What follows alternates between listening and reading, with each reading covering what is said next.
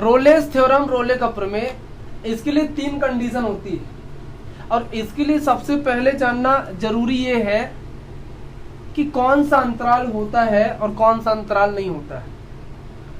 इसके लिए हमको ये समझना जरूरी है कि इंटरवल का है। इंटरवल अगर अच्छे से समझ पाओगे तो रोले का थ्योरम बनेगा, ठीक है। इंटरवल अच्छे से नहीं समझ पाओगे तो फिर रोले का थ्योरम थोड़ी प्रॉब्लम करेगा। रोले का थ्योरम 3 कंडीशन पर डिपेंड करता है। रोले प्रमेय कोई फलन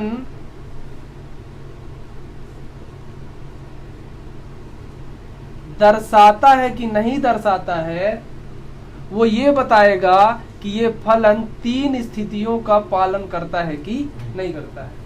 अगर कोई फंक्शन 3 कंडीशन को फॉलो करता है, अप्लाई होता है, कोई फंक्शन है, कोई सा भी फंक्शन हो सकता है, कोई सा भी फंक्शन हो सकता है, ठीक है। ट्रिग्नोमेट्रिक फंक्शन हो सकता है, लॉग का फंक्शन हो सकता है, फंक्शन ऐसा नहीं कोई कंफर्म फंक्शन, यहाँ पे कोई सा भी फंक्शन यहाँ हो सकता है, ठीक है। तो अगर कोई सा फंक्शन तुम्हारे 3 कंडीशन को फॉलो करता है, वो 3 कंडीशन क्या है, I will discuss about it, लेकिन पहले समझ लो कोई सा फलन 3 कंडीशन को फॉलो करेगा तो रोले का थ्योरम शो करेगा, अदरवाइज रोले का थ्योरम शो नहीं करेगा। तो रोले के प्रमेय को होने के लिए उस फलन को पहला कंडीशन होना चाहिए कि वो बंद अंतराल ए बी पर क्या हो जाए, संतत हो जाए। कल भी बताया, कंटिन्यूटी हो जाए, ठीक है। वो बंद अंतराल ए बी पर क्या हो जाए, संतत हो जाए। अब ये बंद अंतराल हमने कल भी बताया था, ओपन इंटरवल होता है, ठीक है, और एक तो होता है क्लोज्ड इंटरवल। क्लोज्ड इंटरवल तो ये हो जाता है ओपन वाला ऐसे और क्लोज्ड वाला ऐसे। जब भी हम ये बनाएंगे समझ लेना क्लोज्ड है, बोले तो समवृत है। अगर ऐसे बनाएंगे तो समझ लेना ओपन है यानी विवृत, ठीक है। इन दोनों को पहचानना जरूरी है। तो जो फंक्शन दिया होगा वो क्लोज्ड इंटरवल पर कंटिन्यूटी होनी चाहिए, कंटिन्यू होनी चाहिए, संतत होना चाहिए। दूसरा कंडीशन है कि वो फंक्शन ए बी पर अवकलनीय होना चाहिए। क्या होना चाहिए, जो दूसरा फंक्शन रहेगा वो ए बी पर क्या होना चाहिए, अवकलनीय होना चाहिए। बात समझ में आ रही कि नहीं सर? दूसरा फंक्शन क्या होना चाहिए, अवकलनीय होना चाहिए। किसके लिए, रोले प्रमेय को होने के लिए। रोले प्रमेय अगर कोई फंक्शन दर्शाता है तो ये दोनों कंडीशन फॉलो करना ही चाहिए वो फंक्शन को। अगर इतना आता है यानी कि ए बी ओपन इंटरवल के साथ जो फंक्शन है वो डिफरेंशिएबिलिटी होनी चाहिए। अब ये क्या है हमने पहले ही बता दिया। तो पहले कंटिन्यूटी हो, दूसरा डिफरेंशिएबिलिटी हो, और तीसरी बात जो सबसे ज्यादा इंपॉर्टेंट है वो एफ ए इक्वल टू हो जाए एफ बी। ये कल हमने नहीं बताया था, ठीक है। अब कोई सा भी फंक्शन दिया रहेगा, we can put the value A and B. अगर कोई सा भी फंक्शन दिया रहेगा वहां ए और बी की वैल्यू आसानी से रखी जा सकती है, आसानी से रखी जा सकती है। जैसे हमने ले लिया f x equal to something x square 2x, तो यहां अगर a चाहिए तो तुमको दिख ही रहा है f की जगह f है तो x की जगह a ही रखना है। अगर f की जगह f है तो b की x की जगह b ही रखना है। तो कोई सा भी फंक्शन दिया रहे a और b का मान आसानी से रखा जा सकता है, कोई सा भी फंक्शन, ठीक है। थोड़ी ध्यान से देख लो। तो पहला हो संतत, वो भी क्लोज्ड इंटरवल में। दूसरा हो डिफरेंशिएबिलिटी, वो हो ओपन इंटरवल में। और तीसरी कंडीशन रोले के थ्योरम या रोलेस थ्योरम को प्रूफ या फॉलो करने के लिए, वेरीफाइड करने के लिए तुमको चाहिए f equal to F b होना चाहिए। एफ इक्वल टू क्या होना चाहिए, एफ बी होना चाहिए। और एक सबसे ज्यादा इंपॉर्टेंट बात है, ध्यान रख लेना, अभी पूरे को लिखना है, पहले समझ लो, हम बताएंगे। जो सबसे ज्यादा इतना होने के बाद अगर कोई फलन इतना काम कर देता है, या किसी फलन या कोई फलन देता है तुमको और इतना काम हो जाता है उसमें, इसके बाद जो तुम निकालोगे एफ डैश सी, क्या निकालोगे, इक्वल टू कितना लेके चलोगे, 0। और इससे तुमको मिलेगा किसका मान, सी का। समझ रहे हो? अब सी क्या है, एक्स्ट्रा टर्म है, नया आएगा, सी का मान मिलेगा। ठीक है, जो एफ डैश सी निकालने से जो तुमको सी मिलेगा वो सी की वैल्यू इन दोनों के बीच में होनी चाहिए। अगर सी का मान लो इंटरवल कितना दे दिया, 1 और 2 या 1 और 4 या 1 और 3, तो सी का मान 2 ही आना चाहिए। इन दोनों के बीच कुछ भी, इन दोनों के बीच ही आना चाहिए। ठीक है, तब तो ये पूरे कंडीशन के बाद वो फंक्शन रोले का प्रमेय दर्शाएगा, नहीं तो रोले का प्रमेय नहीं दर्शाएगा। अभी क्लियर होना चाहिए। तो एक हेडिंग डालना रोलेस थ्योरम और उसमें थोड़ी सी लिखना ध्यान से।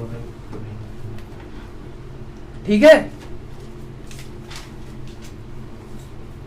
लिखना यदि कोई फलन रोले का प्रमेय दर्शाता है तब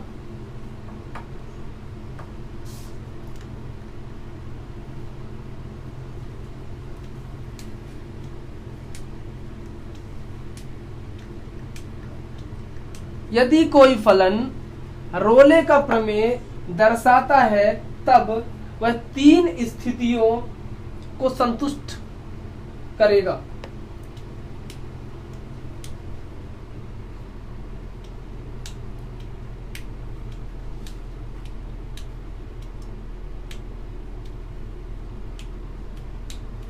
if a function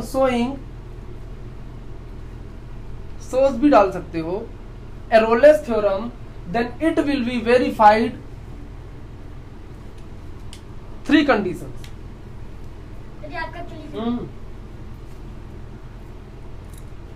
Then it will be verified 3 conditions. वो 3 conditions कौन से? फर्स्ट कंडीशन लिखना कि वो क्लोज्ड इंटरवल पर संतत होना चाहिए। ऐसे बना लो, क्लोज्ड जो फलन है, अगर फलन, तो यहां ध्यान से देख लो, अगर फलन तुम्हारा fx है तो fx को क्लोज्ड इंटरवल इतने पर कंटिन्यूटी होनी चाहिए।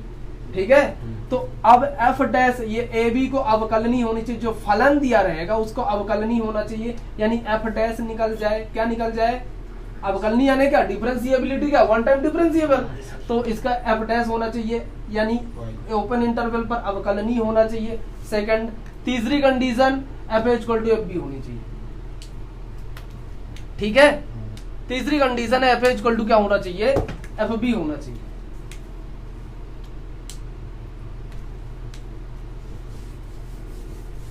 तीनों लिखने के बाद तथा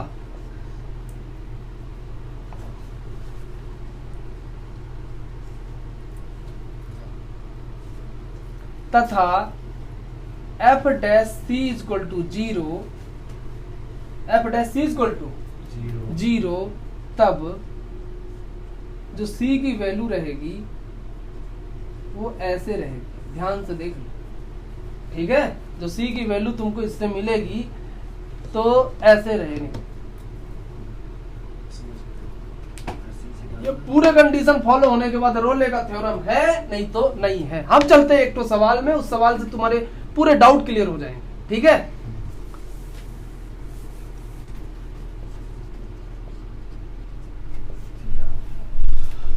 क्या दिया है गिवन, अगर नहीं लिखना तो हल्दिया डाल देना, बराबर रहेगा बात।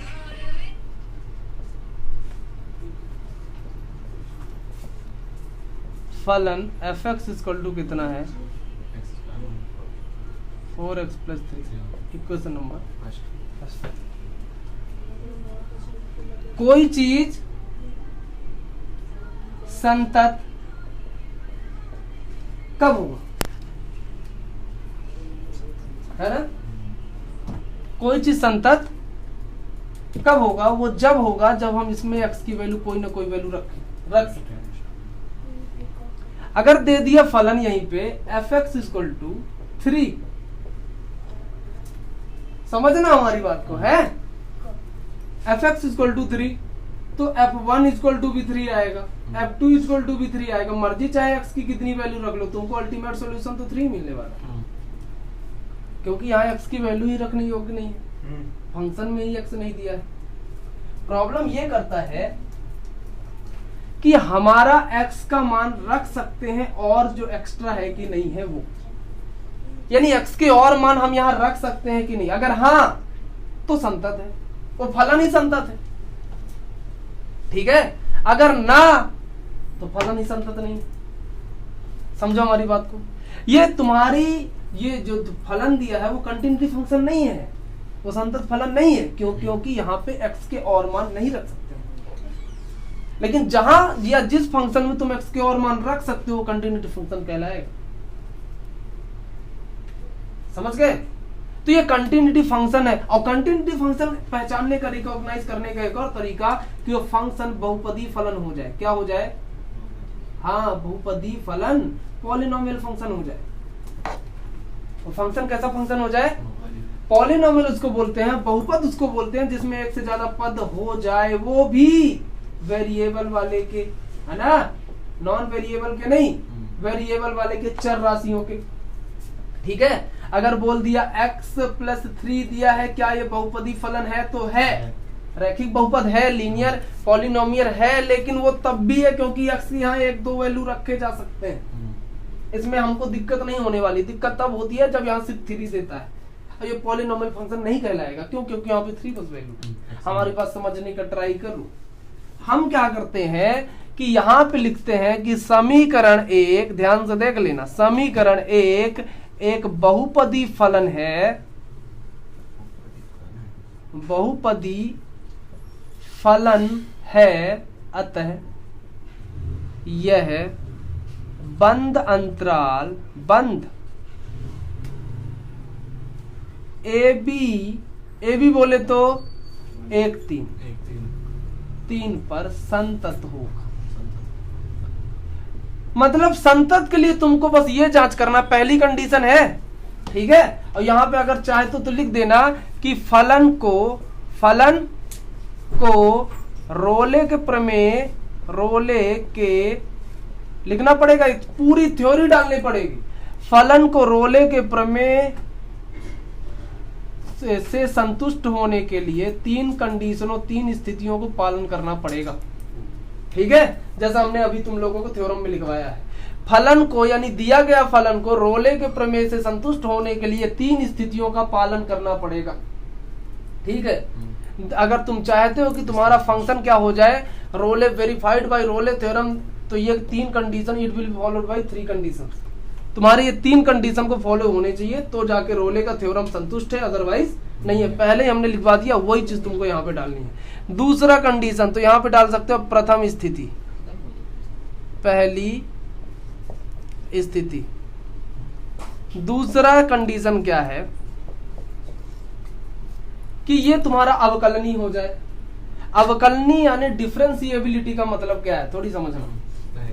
अगर वैल्यू तुम्हारी f(x) दिया है और वो दे दिया x² + 3x, और इसका डिफरेंशिएशन करने के बाद, डिफरेंशिएशन कैसे करते हैं? ऐसे करते हैं, पता है, पीछे यही पढ़े हो, आएगा 2x + 3।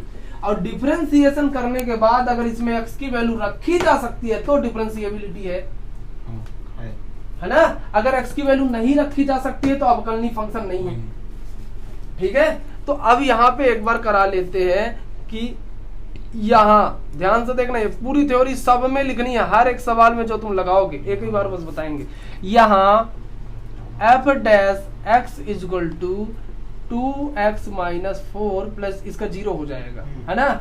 एक अवकलनी फलन है, एक अवकलनी, है ना, अवकलनी फलन है। क्यों है? क्योंकि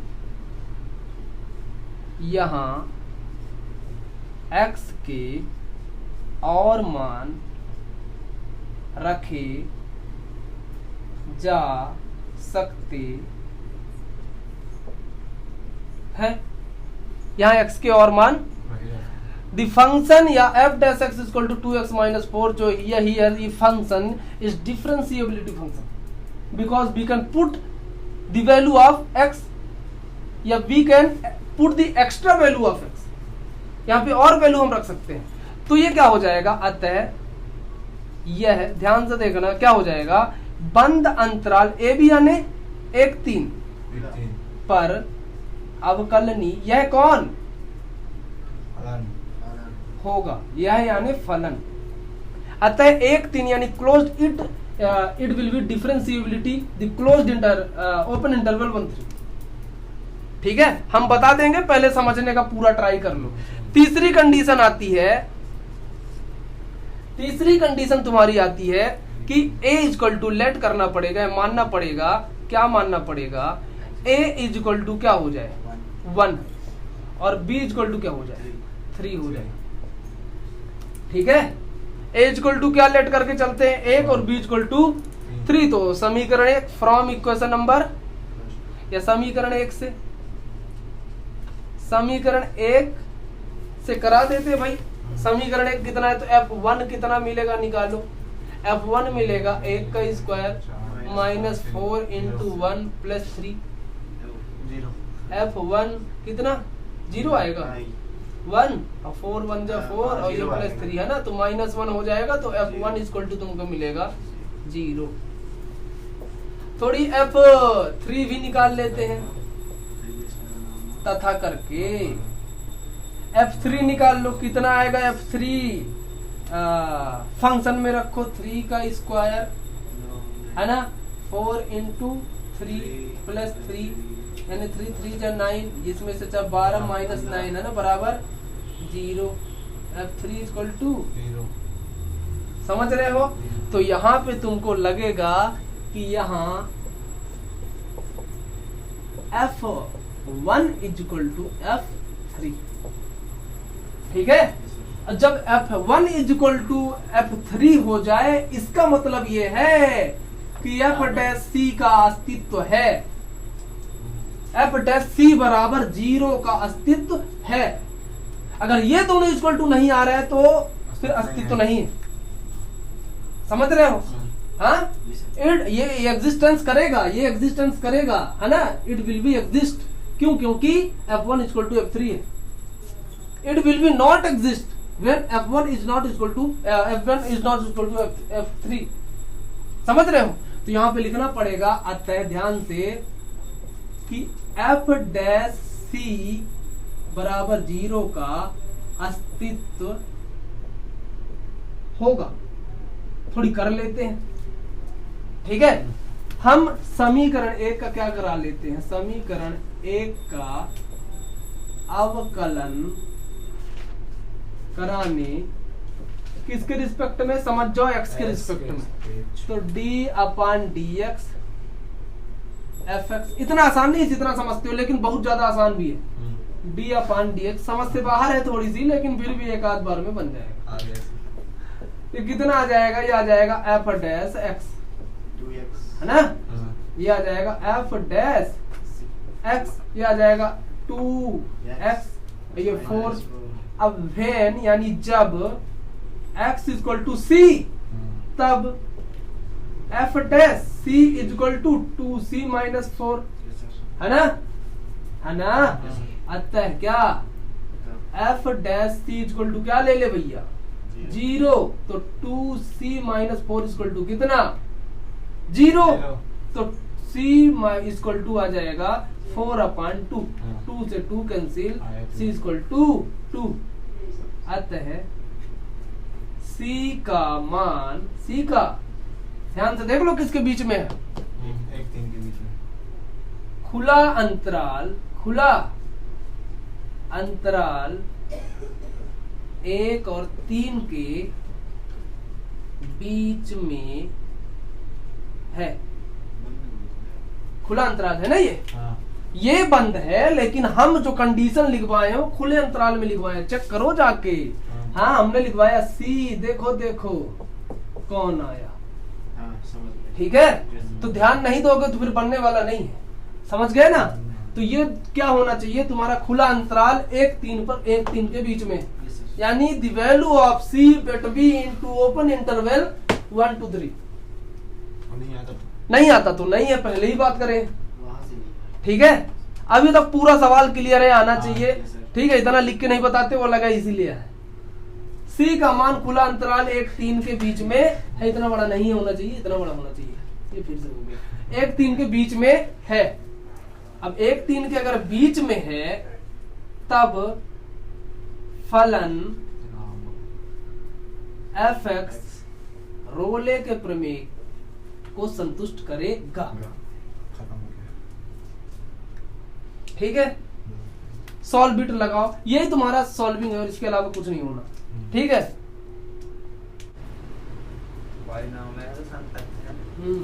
बायोनॉमियल नहीं पॉलिनॉमियल।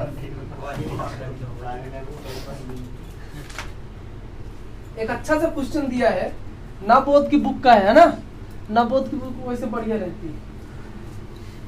इसमें एक बार इसलिए बोल दी कि लोग सुन ले, थोड़ी जान ले कि मोटी वाली बुक से ही पढ़ाते हैं ना, ऐसे पतली पतली झाड़ थोड़ी देते हैं।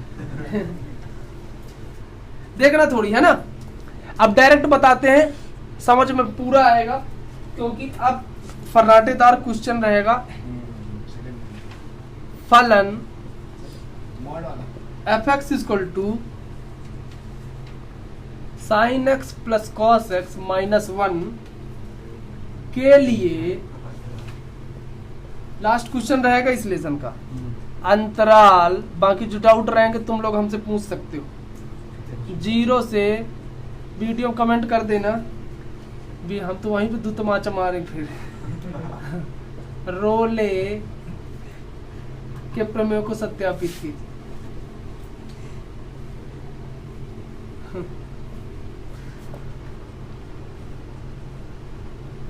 सर को एक नारा बना देना चाहिए।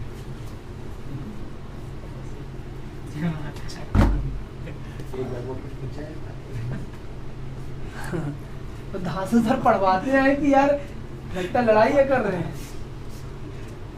फलन f(x) = sin x plus cos x फलन दिया है, एकदम इजी, इतना थ्योरी नहीं डालेंगे लेकिन पूरा समझ में आएगा। ठीक है, एक तो सवाल का आइडिया मिल जाए तो छोटा बच्चा अगला सवाल अपने आप लगा लेता है। इक्वेशन नंबर फर्स्ट,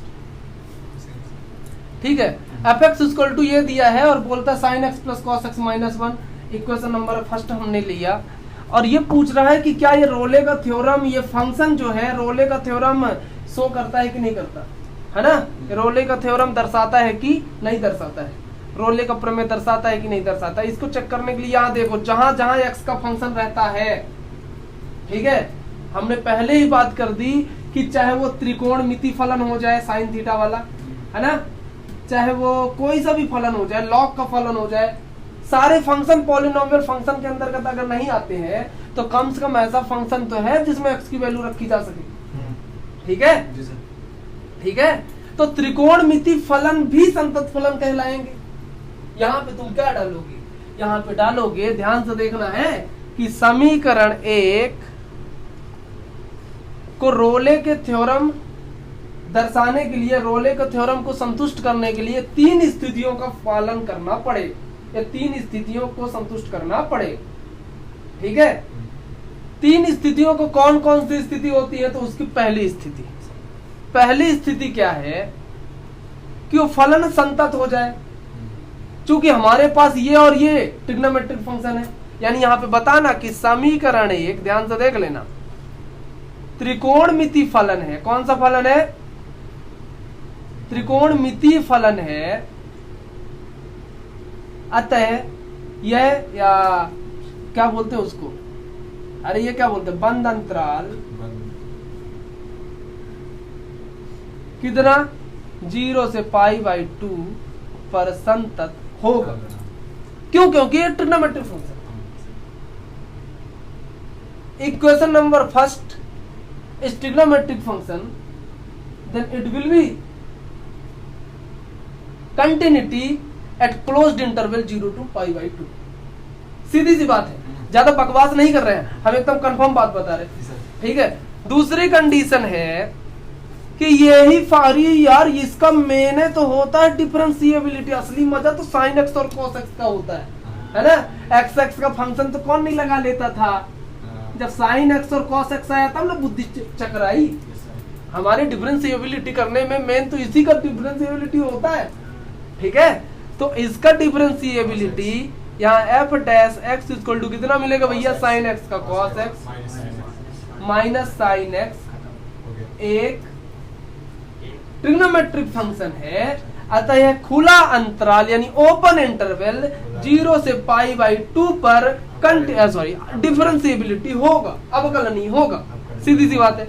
या दोनों कंडीशन फॉलो करते हैं तो तुम अगले स्टेप में पहुंच जाओ। ठीक है, मतलब ऐसा समझो कि हमको चढ़ना सीढ़ी है, लेकिन हमारे पास मर्जी चाहे टांग कितनी बड़ी हो, नहीं ऐसा नहीं रहना। अब डायरेक्ट तुम एफ ए इक्वल टू सर जी अब भी है, रोले को सी बराबर नहीं। ठीक है, हमको वो काम करना है जो सही में, यानी कि स्टेप बाय स्टेप चलना है। ठीक है, स्टेप बाय स्टेप, यानी कि पहले अगर क्या बोलते हैं, अगर बच्चा 9 साल का है तो 9वीं पढ़ते पढ़ते तो वो 10 साल का होगा, फिर 11 का होगा, फिर 12 का होगा, है ना। इकट्ठा 59 का नहीं हो जाएगा। ठीक है, 59 का होते ही गड़बड़ हो जाएगा। ठीक है, अगले 10 साल में उसकी मृत्यु हो जाएगी तो गड़बड़ हो जाएगा। तो इकट्ठा बच्चा 59 का नहीं हो सकता है, तो ऐसे ही इकट्ठा तुम लास्ट स्टेप में जा नहीं सकते हो। तो पहली दूसरी कंडीशन दोनों फॉलो होगी। थोड़ी फिर से चर्चा करते हैं। ये पहला इक्वेशन फर्स्ट, ट्रिग्नोमेट्रिक फलन है, ट्रिग्नोमेट्रिक फंक्शन है, तो ये 0 π/2 पर होगा ही। 1 2 दे देता थोड़ी मुश्किल होता है ना। 0 π/2 90 अंश 45 अंश देता, क्यों नहीं होगा, है ना। एफ डैश एक्स इसका 0 π/2 खुले अंतराल में हो जाएगा, यानी इन दोनों के बीच की वैल्यू। अब क्या फाइंड करना है कि अब क्या, अब एफ माना करके स्थिति सेकंड, तीसरी कंडीशन, तीसरी स्थिति लिख लिया करो, है ना।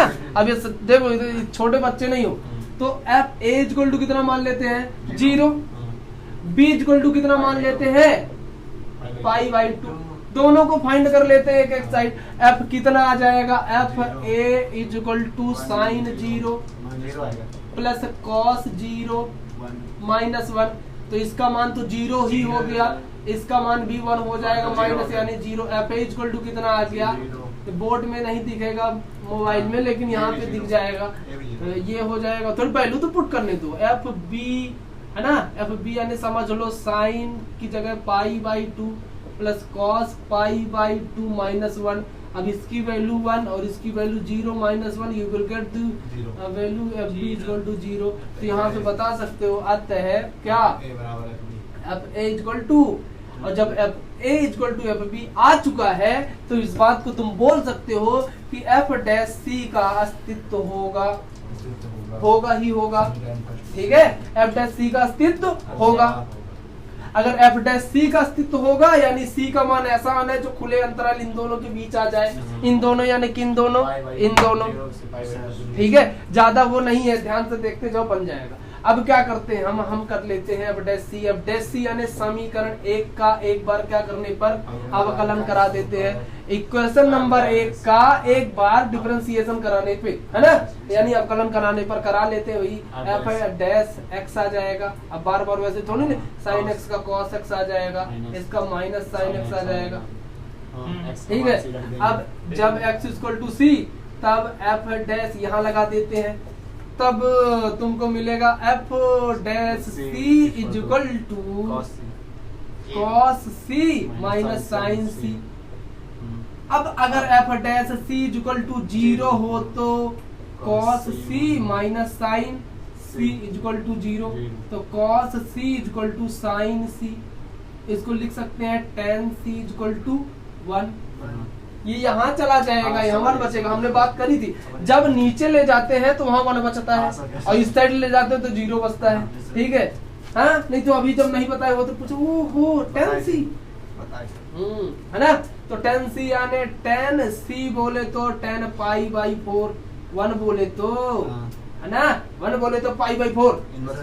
अब इससे कैंसिल सी की वैल्यू कितनी 45 अंश, बोले तो π/4। ये 0 से 90 है, कितना है 0 से 90, हमको मिला कितना, क्या इन दोनों के बीच है, तो रोले का प्रमेय वेरीफाइड हुआ, नहीं तो नहीं होता। कितना आसान है ना, रोले का प्रमेय। इतना हिंदी कैसे समझ में आएगा, ऐसे समझ में आएगा, बहुत आसान है। बस पहली कंडीशन फॉलो करनी है कि ये कंटिन्यूटी हो जाए, दूसरी कंडीशन फॉलो करनी है कि डिफरेंशिएबिलिटी हो जाए, तीसरी कंडीशन फॉलो करनी है f A equal to F b हो जाए। अगर इतना होता है तो f dash C equal to 0 लेके तुमको सी का मान ज्ञात कर दिया, और सी का मान देखना लाने के बाद कि सी का मान खुले अंतराल इन दोनों के बीच है कि नहीं। अगर है तो रोले का थ्योरम है, अदरवाइज नहीं है। अब इससे ज्यादा बढ़िया सवाल और शॉर्ट तरीका नहीं पाओगे, तो बन जाना चाहिए। अब इस सवाल को तो लिख लो, बाकी घर पे लगाना, हम टिक करे दे रहे हैं, ठीक है। बाकी नहीं है ज्यादा।